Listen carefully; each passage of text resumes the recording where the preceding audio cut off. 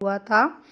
इसमें हम जो रीजनिंग सेक्शन होता है उसको देखेंगे, जितने भी क्वेश्चंस आए हुए हैं। तो चलिए स्टार्ट करते हैं।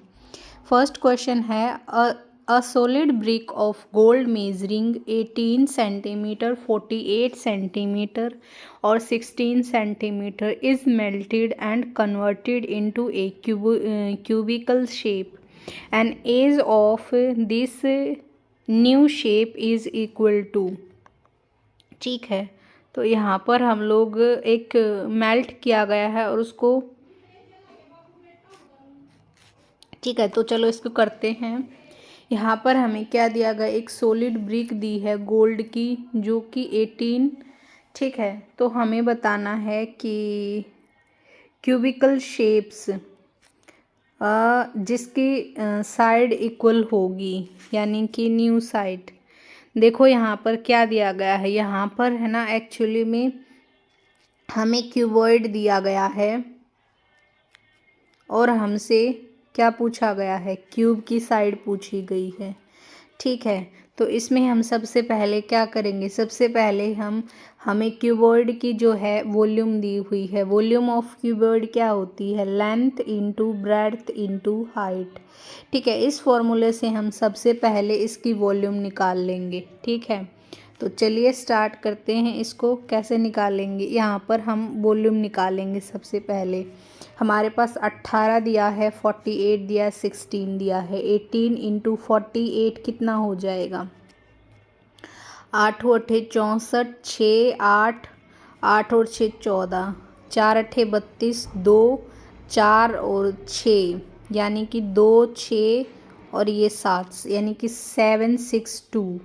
इसमें अगर इसको करेंगे तो हमारे पास ये हो जाएगा 6 दूनी 12, 1 6 6 36, 37, 3 6 से 42 और 3 45, और यहाँ पर हो जाएगा 2, ये स्क्रीन थोड़ी छोटी पड़ गई, ये कितना था 4 5 7 2। ठीक है, 4 5 7 2।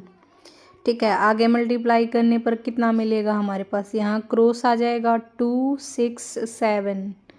ठीक है, तो यहाँ पर हमें मिल गया 2 9 और 2 9 और यहाँ पर मिल गया 11 और यहाँ पर कितना हो जाएगा 12, ये इतना आ गया हमारा। ठीक है, तो ये हमारे पास किसका क्यूब हो सकता है, देखो सबसे लास्ट में जो है 2 है, 2 किसके क्यूब में आ सकता है, एक हमारे पास 2 के लिए जो है हम लोग इसका क्यूब निकालेंगे। क्यूब निकालने के लिए हमारे पास कितना हो जाएगा, स्टार्टिंग में तो हमारे पास 2 आएगा एंड देन हमारे पास क्या आ जाएगा,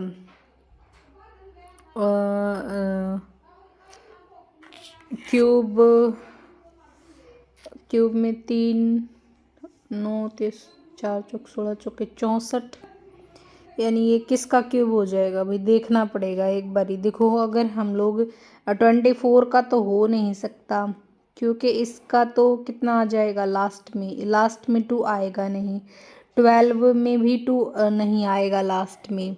ठीक है, तो इसका जो आंसर हो जाएगा हमारा 48 का देख लेते हैं एक बारी, मल्टीप्लाई करने पर कितना बनेगा 48, ये हमारा बन जाए कितना आंसर होगा भाई, एक बार इसकी मल्टीप्लाई करके देख लेना। ठीक है, तो चलिए नेक्स्ट क्वेश्चन पर चलते हैं। तो हमारा नेक्स्ट क्वेश्चन क्या बोलता है, ये भी काफ़ी बड़ा दिया है। ठीक है, देखो नेक्स्ट क्वेश्चन बोलता है, a man is standing near a clock tower, he moves southward to reach a point P 8 kilometre from the clock tower P. सबसे पहले एक मैन खड़ा है clock tower, he moves south direction बना लेते हैं, ये हमारी नॉर्थ डायरेक्शन होती है, ये हमारी साउथ डायरेक्शन, और ये हमें पता है हमारी ईस्ट होती है और ये हमारी जो है वेस्ट होती है।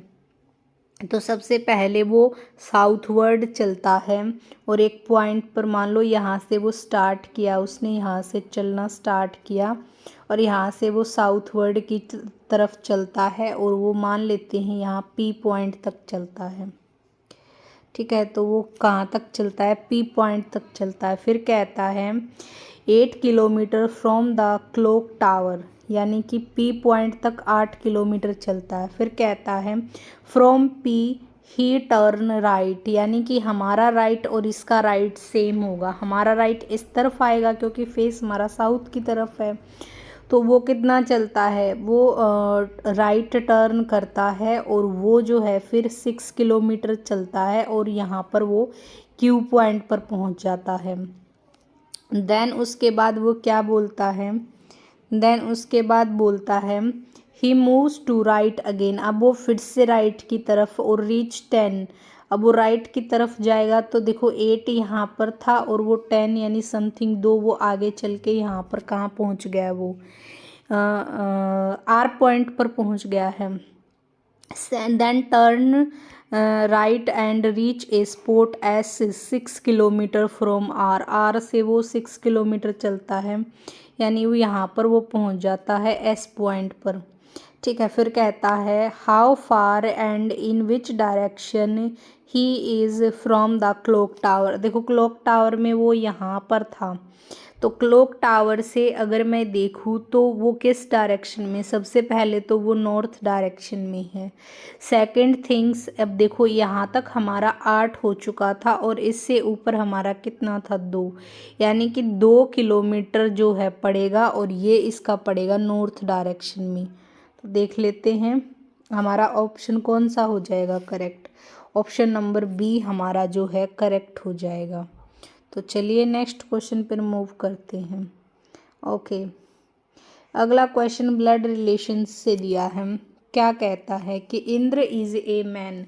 अब यहाँ पर मैं जो है मैन को जो है स्क्वायर से डिनोट करूँगी और विमेन को जो है मैं सर्कल से डिनोट कह रहा है इंद्र कोई एक आदमी है और ये क्या है सहेज एक वुमेन है। ठीक है, तो कहता सहेज mother is daughter of Inder mother sister, यानी कि मान लेते ये सहेज है हमारी।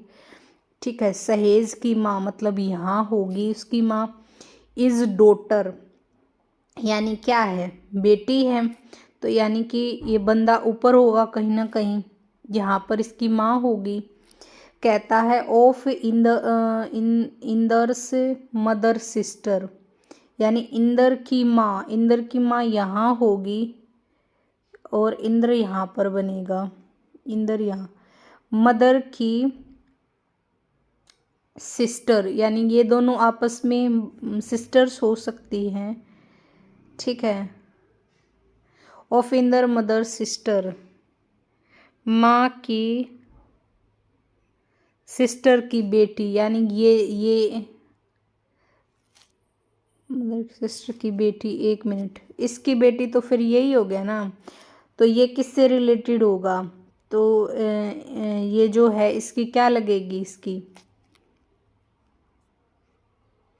सिस्टर लगेगी। ठीक है, बाकी यहाँ पर कज़न भी आ सकता था, ग्रैंड डॉटर तो वैसे नहीं होगी, डॉटर भी नहीं होगी, नीस भी नहीं होगी, तो यहाँ पे सिस्टर जो है इसकी करेक्ट हो जाएगा। देखो अगले क्वेश्चन में हमें कुछ इस तरह का रिलेशन दिया हुआ है, वो हमें बताना है।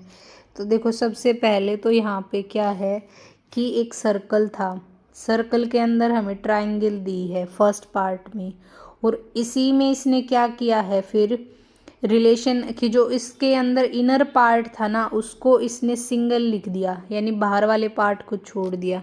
तो ऐसा हम ऑप्शन ढूंढते हैं कौन सा ऑप्शन होगा हमारा। देखो ऐसा ऑप्शन हमें जो है ऑप्शन नंबर डी में दिखाई दे रहा है, ऑप्शन नंबर डी में दिखाई दे रहा है। तो चलिए यही इसका ऑप्शन, इसका आंसर हो जाएगा। नेक्स्ट क्वेश्चन पर मूव करते हैं। देखो अगले क्वेश्चन में हमें दिया गया है observe the following words carefully. यहाँ पर हमें कुछ वर्ड्स दिए गए हैं, ठीक है, उसे हमें केयरफुली ऑब्जर्व करना है और हमें अरेंज करना है उनको डिक्शनरी ऑर्डर में। Which one these will be third place, यानी थर्ड प्लेस पे कौन सा आएगा। देखो सभी को पता होता है हमारे जो ए से जेड की जो है नंबरिंग क्या होती है, ठीक है। तो जब हम डिक्शनरी के अकॉर्डिंग इनको अरेंज करते हैं तो सबसे पहले हम फर्स्ट लेटर को देखते हैं जो जिसका भी लेटर का नंबर पहले आता है वो पहले स्थान पे होगा। यहाँ पर अगर मैं इन सब में देखूँ तो सब में हमें एच मिल रहा है, तो इससे हम अरेंज नहीं कर सकते। तो फिर हम उसके बाद सेकंड लेटर को देखेंगे। देखो सेकंड लेटर में हमने देखा कि इसमें भी ई है, इसमें भी ई है, इसमें भी ई है, लेकिन इसमें ओ है, यानी ये तो फर्स्ट आएगा नहीं, इसका मतलब ये तो लास्ट चला जाएगा, ये तो लास्ट चला जाएगा। ठीक है, ये तो लास्ट चला जाएगा। अब उसके बाद देखो यहाँ पर इसके पास एल है, तो ये इससे पहले आ जाएगा, यानी लास्ट में ये तीन बचेंगे हमारे पास। इस तीन में से तीनों के पास ए है, फिर यहाँ पर है ए के बाद यहाँ पर टी है, तो ये भी सेकंड नंबर पर नहीं हो सकता। इन दोनों में से एक सेकंड आएगा एंड एक थर्ड आएगा। यहाँ पर टी है, फिर यहाँ पर एच है और फिर यहाँ पर आई है। एच का कितना होता है 8 होता है, और आई का कितना होता है, आई का नंबर हमारा 9 होता है। इसका मतलब ये हमारा सेकंड नंबर आ जाएगा एंड ये हमारा थर्ड नंबर आ जाएगा, यानी ऑप्शन नंबर क्या हो जाएगा, हीलिंग। हीलिंग देख लेते कौन से ऑप्शन में है, ऑप्शन नंबर डी हमारा करेक्ट हो जाएगा। तो चलिए नेक्स्ट क्वेश्चन पर मूव करते हैं। यहाँ पर हमें क्या दिया गया है, यहाँ पर हमें जो है इसमें बताना है कि मिरर लगा हुआ है इसमें, तो हमें पता है कैसा दिखेगा इसमें। मिरर में क्या होता है, मिरर में जैसे हम खुद को मिरर में देखते हैं तो कैसा दिखता है कि भाई हमारा मुंह जो है हमारी तरफ ही दिखता है, वैसे ही इसमें जो है पैर जो है मतलब मतलब ऐसे दिखते हैं कि हमारी तरफ है वो। ठीक है, तो देखो यहाँ पर सबसे पहले हम बात कर लेते हैं ऑप्शन की। देखो इसके बीच में ऑप्शन डी में तो पी दिया है, तो ये तो कट गया। उसके बाद यहाँ पर डी अपोजिट डायरेक्शन में दिया, तो ये ऑप्शन भी गया। अब ये दो ऑप्शन हमारे पास बचे। ठीक है, तो यहाँ पर हम देख लेते, देखो पी का फेस इसकी तरफ है लेकिन इसका अपोजिट तरफ है, तो ऑप्शन नंबर ए ही हमारा करेक्ट हो जाएगा। तो चलिए नेक्स्ट क्वेश्चन पर मूव करते हैं। तो हमारा नेक्स्ट क्वेश्चन क्या है, हमारा नेक्स्ट क्वेश्चन है कि एक क्यूब है 8 सेंटीमीटर का, उसको पेंट किया गया है रेड पेंट किया गया है सभी साइड्स पे। अगर उसमें से हम 2 सेंटीमीटर क्यूब्स निकालते हैं तो हमें बताना है कि ऐसे कितने स्मॉलर क्यूब्स होंगे जिन पर को किसी 1 और मोर साइड पेंटेड रेड होगा। देखो सबसे पहले हम ये निकाल लेते हैं कि किसी भी साइड पर पेंट नहीं होगा।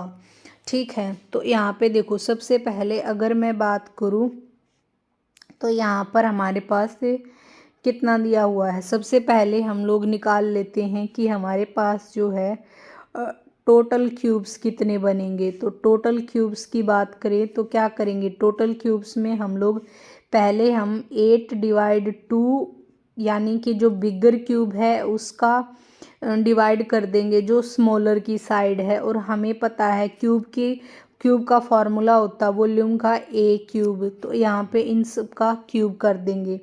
इसको मैं क्यूब करूँगी तो यहाँ पर इसको कैंसिल करने पर 4 आएगा, 4 का क्यूब 64 होता है, यानी टोटल नंबर ऑफ क्यूब्स हमारे पास 64 बन गए।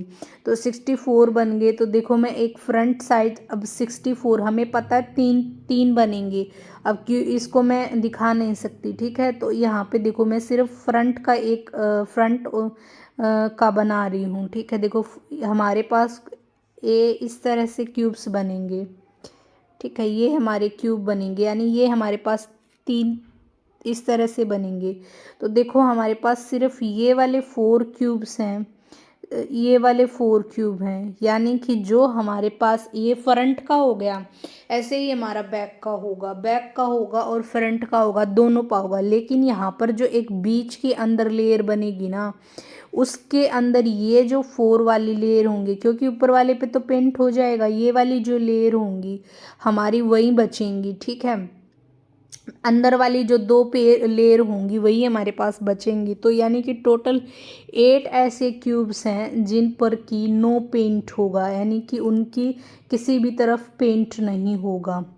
ठीक है, तो देखो टोटल हमारे पास 64 थे, 64 में से हम 8 माइनस कर देते हैं। तो 8 माइनस अगर हम करते हैं तो टोटल कितने बचते हैं हमारे पास? 56। तो 56 ऐसे होंगे जिन पर एक या एक से ज़्यादा साइड्स पे जो है पेंट होगा। तो चलिए नेक्स्ट क्वेश्चन पर मूव करते हैं। अगला क्वेश्चन क्या बोलता है? अगला क्वेश्चन बोलता है कि इसमें लिख लेते हैं एक बारी क्या पैटर्न दिया है। PRINCES क्या लिखा गया है इसको? इसको लिखा गया है ECINRPTU। ठीक है, यहाँ पे देखो S से T हुआ है +1 हुआ है, S से U हुआ है यानी +2 हुआ है। इसमें देख लेते E को आगे लिया है, फिर C को आगे लिया है, फिर यहाँ पर जो है I अपने स्थान पर है, देन फिर ये बीच वाले लेटर अपने स्थान पर हैं, 2 इंटरचेंज हुए हैं। ठीक है, चलो इसको कर लेते हैं। तो देखो क्या किया गया। सबसे पहले लास्ट को ही देख लेते हैं। 20 में 2 जोड़ेंगे 22, यानी ये ऑप्शन तो आएगा नहीं। और यहाँ पर ई में 1 आया तो F आएगा, यानी ये भी नहीं आएगा, यानी ऑप्शन नंबर ये 2 हो गए। अब इंटरचेंज हुआ है यानी बीच के 2 लेटर हमारे पास सेम हैं, आई और सी। देख लेते हैं आई और सी किस में है। आई और सी इसके अंदर है, लेकिन यहाँ पर चेंज हुआ तो ये ऑप्शन भी नहीं होगा। ऑप्शन नंबर डी जो है हमारा करेक्ट हो जाएगा। तो चलिए नेक्स्ट क्वेश्चन पर मूव करते हैं। ठीक है, अगला क्वेश्चन क्या बोलता है? अगला क्वेश्चन हमें बोलता है what is related to the numbers 3, 4, 5 is same way as 1, 2, 3 is related to. ठीक है, देखो यहाँ पे क्या बोला गया है। देखो 1, 2, 3, 1, 2, 3 को इसने लिखा है 1, 4, 9।